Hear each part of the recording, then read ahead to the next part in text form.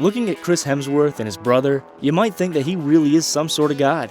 A handsome, muscular man. The entire Australian clan actually looks about as ripped as possible. They aren't gods at all though. In fact, Chris Hemsworth has to work incredibly hard to maintain that famous bod of his.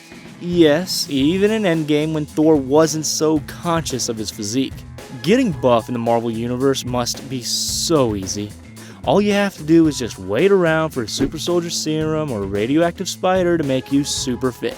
That, or you're born an Asgardian who is just naturally gifted with amazing powers and a rockin' physique. Not to mention all those who have secret mutant abilities that are just waiting to be discovered. In real life though, getting in shape, it's not that easy. Ask anyone who's had to lose a massive amount of weight or make a dietary change, and they'll tell you that it is hard. As much as that sucks, it's 1,000 times easier than getting in superhero shape. Each of these actors has to hire experts to plan their diets and their intensive workout routines. If you thought losing weight for swimsuit season was tough, think again. So how did these actors get in such amazing shape? What secrets can they pass down to us mere mortals? Well, let's get right into it, shall we? Here is how Marvel actors got ripped for Avengers Endgame.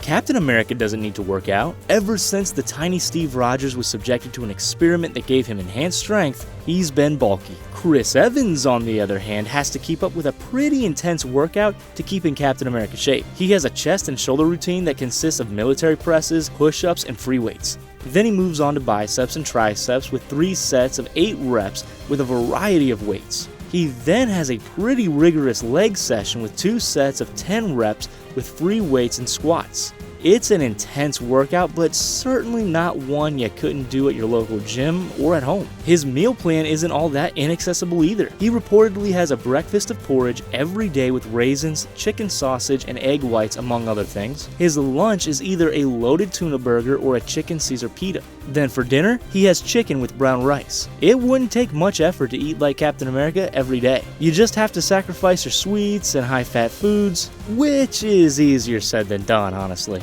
Hopefully now that Evans is done with his Marvel lifestyle, he'll finally be able to eat some real food again. He probably hasn't had a slice of pizza in a decade. Looking at Chris Hemsworth and his brother, you might think that he really is some sort of god. The entire Australian clan actually looks about as ripped as possible. They aren't gods at all though. In fact, Chris Hemsworth has to work incredibly hard to maintain that famous bod of his. Yes, even in Endgame when Thor wasn't so conscious of his physique.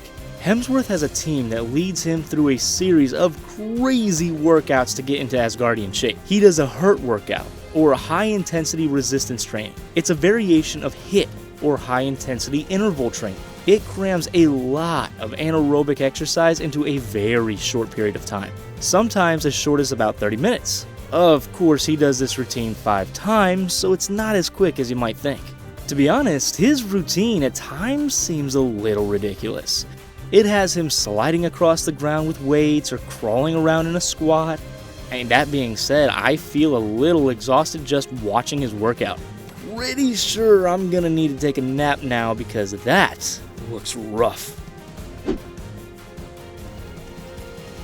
RDJ's life has mirrored Tony Stark's in a lot of ways. His younger days featured a lot of excess. 15 years ago, he was much more famous for his partying lifestyle than anything else. Much like Iron Man though, after a few unfortunate events, he cleaned up and became a true superhero. Stark's workout routine is hinted at several times in the movies. We've seen him training with Happy and using martial arts equipment in his lab. A lot of this is based around Downey's real-life workout. Robert Downey Jr. actually practices a form of martial arts known as Wing Chun. This practice is famous in pop culture due to its use in the Ip Man films and from famous actor Bruce Lee. He combined his martial arts and cardio training with weightlifting and a caloric intake of 5,000 a day. Beyond getting into Iron Man shape, he also has his philanthropic side. He's helped children get cool Iron Man prosthetics and is even trying to save the environment. The rest may work out just to look like Avengers, but Downey is one in mind, body, and soul. We're not sure how Black Widow keeps in good enough shape to kill aliens with the rest of the Avengers. Honestly, she probably hits the gym harder than any of them, as Natasha is the only one without powers or a cool bow and arrow. She probably has to work out pretty hard to keep up. Unfortunately, her workouts have been classified by S.H.I.E.L.D., so there's no getting to them. Scarlett Johansson, though, has been very open about her workout routine. As a mother to a 4-year-old, she has to work out quickly and efficiently. Kinda like the MCU itself, she split her workout into 3 phases. Phase 1 is honing the mind-body connection. Scarlett does a series of swinging and jumping exercises. She also practices intensive muscle-burning holds. This phase is intended to sharpen her reflexes and agility for all those wicked Black Widow fighting moves she has to do. Phase 2 is strength training. She incorporates Olympic weightlifting and gymnastics. This includes push-ups with a 45-pound weight on her back, single-leg pistol squats, and deadlifting up to 245 pounds. Phase 3 is all about getting lean. This phase has lots of cardio workouts, sprinting, and more weight training. She also employed a crazy time-restricted diet with lots of low-carb, high-carb cycling. She would eat heavily for 12 hours and then fast for the other 12. Then she would cycle through low-carb days and high-carb days in a 3-day cycle. I have a very similar diet plan myself. It's just a high-carb 30-day cycle. I eat heavily for 12 hours and then I eat heavily for the other 12. I call it the Danny DeVito diet. Peter Parker is kinda living the dream. One day he went to sleep as a scrawny nerd, then he wakes up the next morning with a 6-pack and superpowers. If only he didn't have to get bitten by a creepy spider, it would be perfect. Tom Holland, unfortunately, didn't have a radioactive spider to give him super strength. He had to build that himself. For some stars, that life change was probably difficult. For Tom Holland, though, honestly, it was nothing new. You might not know this, but Tom Holland didn't get his big break when he landed the role of Peter Parker. He'd already been a successful actor before that. As a child, he was cast in the hugely successful musical Billy Elliot. All the kids involved in that production had to undergo rigorous training in order to pull off the complex choreography. While some stars had to start training to become superheroes, Tom has been training his entire life. That doesn't mean his endgame workout was a walk in the park, though. His routine is a lot more diverse than his fellow Avengers. He employs the same high-intensity training as his co-stars, but also engages in a lot of other sports and high-activity exercises. Part of his routine includes either boxing, parkour, or gymnastics training. His routine almost makes it seem like he didn't know that they would be using CGI in Spider-Man Far From Home. Some fans still prefer Tobey Maguire or Andrew Garfield, and those actors were great, but I'm pretty sure that Tom Holland is the only one who could actually web-sling if he wanted to. And to be honest, it's a little surprising that Tom Holland isn't running around Queens fighting crime. Maybe we shouldn't have given him that idea. Hawkeye gets kind of a bad rep. By any other standards, he'd be the baddest of the bad. He has wicked skills with the bow, can fight with the best of them, and can use a sword. When he's hanging out with the Avengers, though, he's low man on the totem pole. Heck, even Ant-Man is more powerful.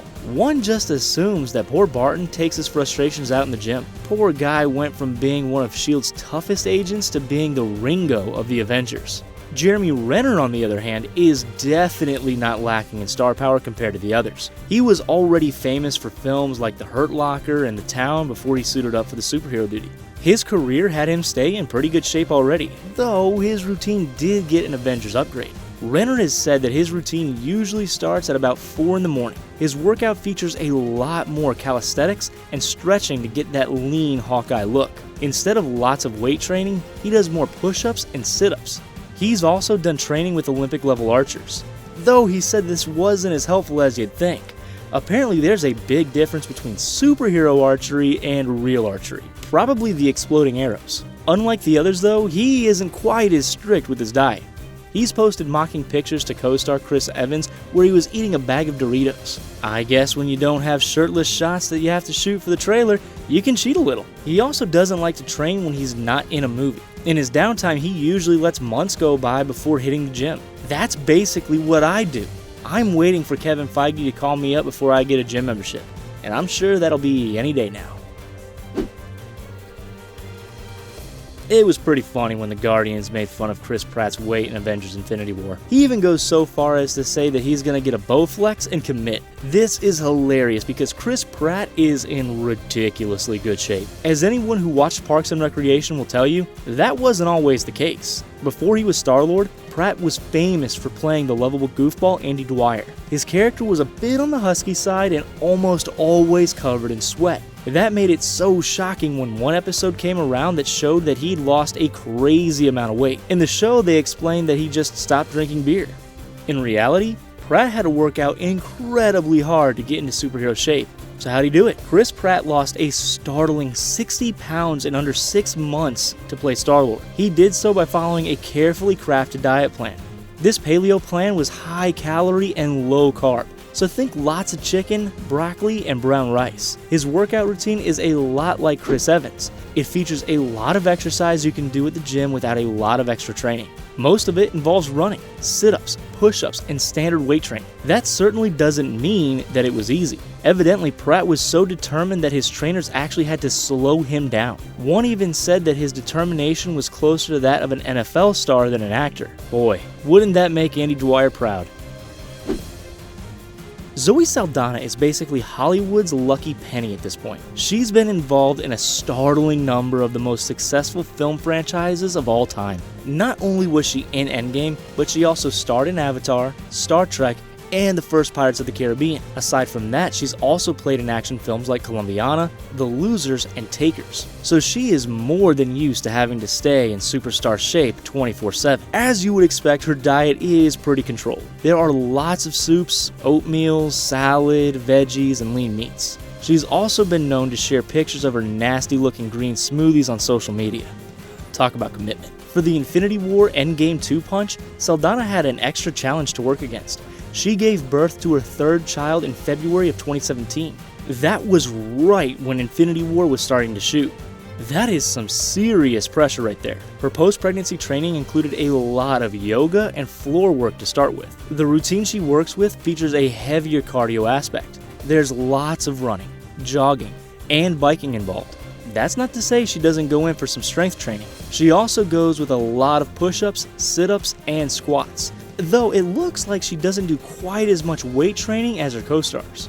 Next time you watch Infinity War and Endgame, remember that Saldana had just given birth. Those Gamora fight moves are a lot more impressive in that context.